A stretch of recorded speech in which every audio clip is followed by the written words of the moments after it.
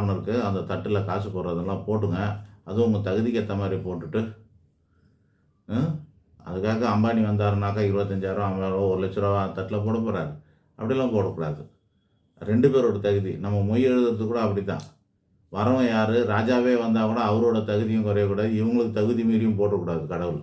ராஜா வந்து என்ன பண்ணுவார், ஒரு கல்யாணத்துக்கு வர்றாரு, அவர் என்ன பண்ணுவார், நான் ராஜாங்கிறதுனால அவரை தந்து பெருசாக இங்கெல்லாம் செய்ய முடியாது.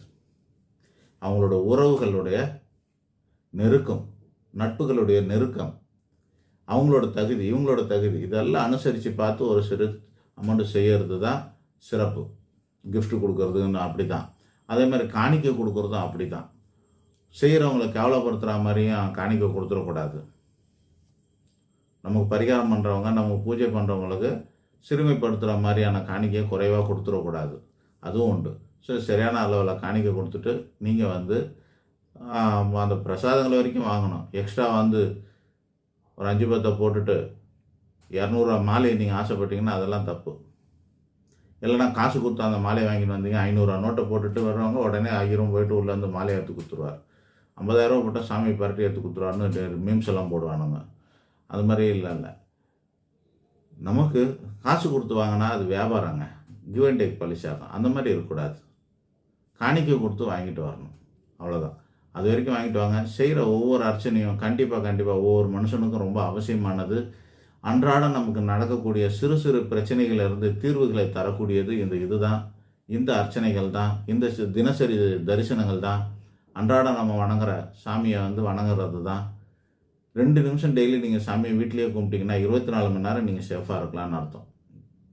எங்கள் குருநாதர் அப்படி தான் சொல்லி கொடுத்துருக்காரு.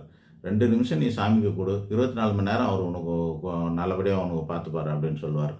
ஸோ அது மாதிரி நம்ம அவ்வப்போது சாமியை வணங்குறது மட்டும் இல்லாமல், தரிசனம் மட்டும் இல்லாமல், அர்ச்சனைகளும் செய்து பண்ணிட்டு வரலாம்.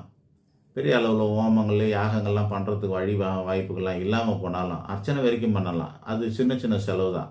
வாரத்துக்கு ஒரு நாள் அது மாதிரியாச்சும் பண்ணி நம்ம வந்து புண்ணியங்களை சேர்த்துக்கிட்டே வந்தோம்னா நமக்கு அன்றாடம் நடக்கிற வாழ்க்கை ஓடுறதுக்கும் அது யூஸ் ஆகும். அந்த ஓடினது போக மீதியை சேர்த்து இருந்ததுன்னா புண்ணிய பலம் இருந்ததுன்னா நமக்கு எப்பாவது கடுமையான காலங்களில் அது நமக்கு வந்து ரிசர்வில் இருக்கிற மாதிரி நமக்கு பலன் தரும். சரிங்களா? சேமிப்பு, சிறு சேமிப்பு அப்படின்னு வச்சுக்கங்க.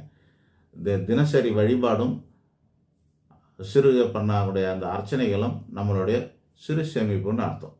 ஸோ அதெல்லாம் ஒரு நாளைக்கு நமக்கு நிச்சயமாக பயன் தரும். ஒவ்வொரு மனிதரும் கோவிலுக்கு போனால் அர்ச்சனை பண்ணுறது தவறு கிடையாது, நல்லா செய்யுங்க.